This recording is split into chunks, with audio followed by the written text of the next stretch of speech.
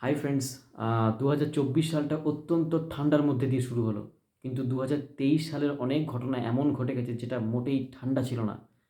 অনেক ইম্প্যাক্টফুল ঘটনা ঘটেছে 2023 সালে।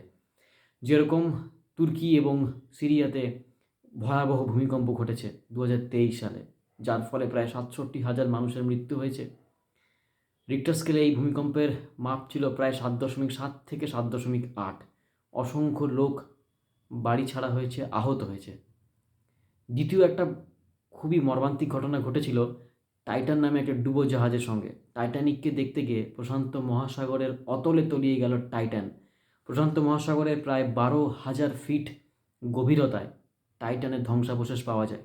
টাইটানিক থেকে মোটামুটি 500 মিটার দূরত্বে টাইটানের টুকরো টুকরো ধ্বংসাবশেষগুলি পাওয়া গেছে। যারা এই যানে ছিলেন তারা প্রত্যেকেই মারা গেছেন। ইসরায়েল এবং হামাসের মধ্যে যুদ্ধ 2023 সালের একদম শেষের দিকে ইসরায়েল এবং হামাস গোষ্ঠীর মধ্যে যুদ্ধ লাগে, যে যুদ্ধে অসংখ্য সৈনিক, সাধারণ মানুষ প্রত্যেকের প্রাণ যায় এবং এখনও পর্যন্ত এই যুদ্ধ কন্টিনিউ হচ্ছে। পৃথিবীর সমস্ত দেশের মধ্যে ভারতবর্ষ জনসংখ্যার বিচারে সব দেশকে টপকে গেছে। এই মুহূর্তে ভারতবর্ষের জনসংখ্যা পৃথিবীর সব দেশের থেকে বেশি।